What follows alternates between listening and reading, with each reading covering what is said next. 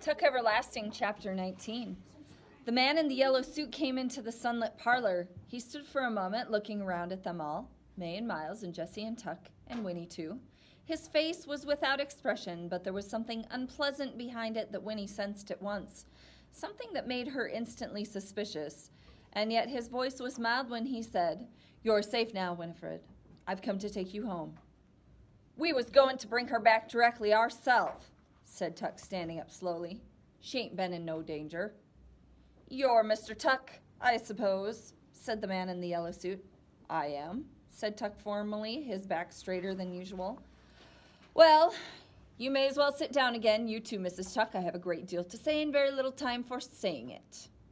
May sat down on the edge of the rocker, and Tuck sat too, but his eyes were narrowed. Jessie said uneasily, "Who in tarnation you think you—" But Tuck interrupted. "Hush, boy. Let him speak his piece." "That's wise," said the man in the yellow suit. "I'll be as brief as possible." He took off his hat and laid it on the mantel, and then he stood, tapping his foot on the littered hearth, facing them. His face was smooth and empty. "I was born west of here," he began. "And all the time I was growing up, my grandmother told me stories. They were wild, unbelievable stories, but I believed them. They involved a dear friend of my grandmother's who married into a very odd family. Married the older of the two sons, and they had 2 children. It was after the children were born that she began to see that the family was odd. This friend of my grandmother's, she lived with her husband for 20 years, and strange to say, he never got older. She did, but he didn't. And neither did his mother or his father or his brother. People began to wonder about his family, and my grandmother's friend decided at last that they were witches, or worse. She left her husband and came with her children to live at my grandmother's house for a short while. Then she moved west. I don't know what became of them, but my mother still remembers playing with the children. They were all about the same age. There was a son and a daughter." "Anna," whispered Miles.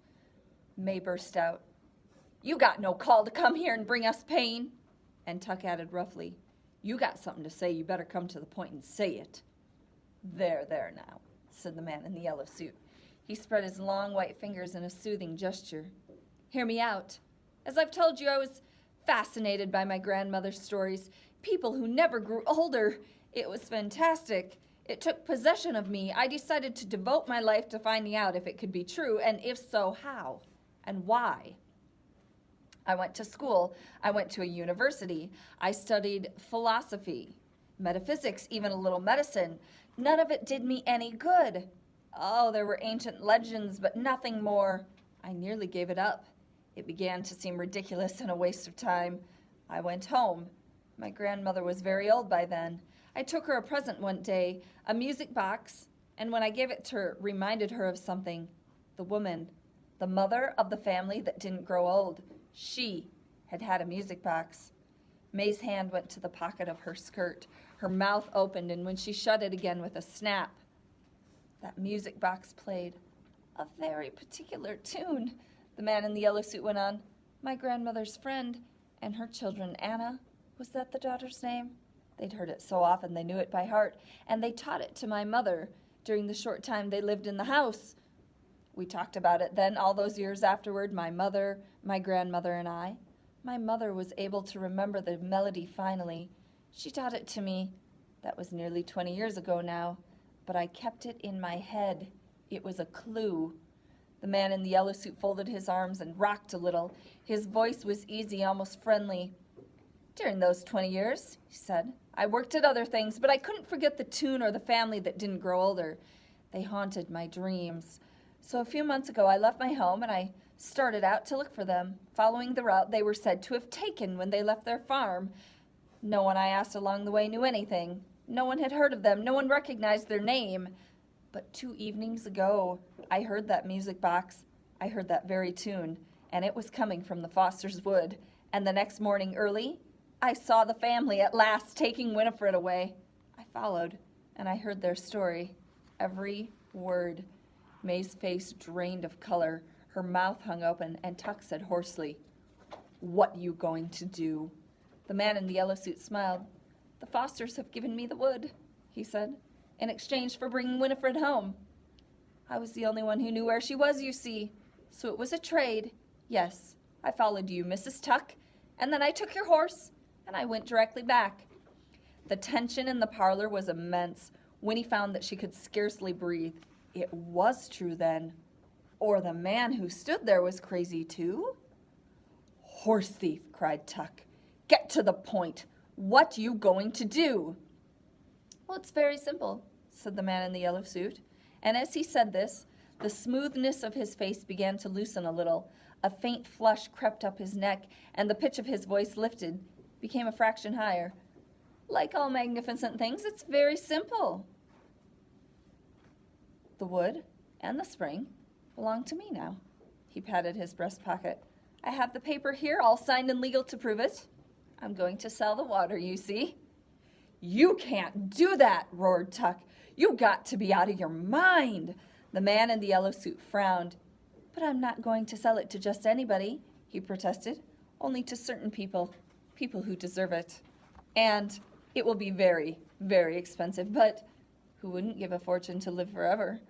I wouldn't, said Tuck grimly. Exactly, said the man in the yellow suit. His eyes glowed. Ignorant people like you should never have the opportunity. It should be kept for certain others, and for me. However, since it's already too late to keep you out, you may as well join me in what I'm going to do. You can show me where the spring is and help me to advertise. We'll set up demonstrations, you know, things that would be fatal to anybody else but won't affect you in the least. I'll pay for your assistance, of course. It won't take long for the word to spread, and then you can go your way. Well, what do you say? Jessie said dully. Freaks. You want us to be freaks in a patent medicine show. The man in the yellow suit raised his eyebrows, and a nervous petulance came to his voice. Of course, if the idea doesn't appeal to you, he said, blinking rapidly, you needn't be in on it. I can find the spring and manage just as well without you. But it seemed the gentlemanly thing to do to make the offer. After all, he added, looking round the cluttered room, it would mean that you could afford to live like people again, instead of pigs. And that was when the tension burst. All four Tucks sprang to their feet at once, while Winnie, very frightened, shrank back in her chair. Tuck cried, You're a madman, a loony. You can't let no one know about that water. Don't you see what would happen? Oh, I've given you your chance, shrilled the man in the yellow suit, and you've refused it. He seized Winnie roughly by the arm and he dragged her up out of the chair. I'll take the child and I'll be on about my business. Tuck began to rave now and stretched with horror. Madman, he shouted. And Miles and Jessie began to shout too. They crowded after the man in the yellow suit, dragged Winnie through the kitchen to the door. No, she was screaming, for now at last she hated him. I won't go with you, I won't. But he opened the door and he pushed her out in front of him. His eyes were like blind fire points. His face was twisted. And then the shouting behind them stopped abruptly, and in the midst of the sudden silence came May's voice, flat and cold. You leave that child be, she said. Winnie stared. May was standing just outside the doorway, and she held Tuck's long forgotten shotgun by the barrel like a club. The man in the yellow suit smiled a ghastly smile. I can't think why you're so upset.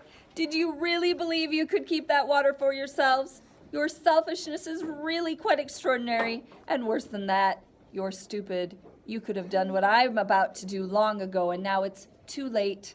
Once Winifred drinks some of the water, she'll do just as well for my demonstrations. Even better, children are much more appealing anyway, so you may as well relax. There's nothing you can do to stop me. But he was wrong. May lifted the shotgun behind her. Miles gasped. Ma, no! But May's face was dark red. Not Winnie, she said between clenched teeth.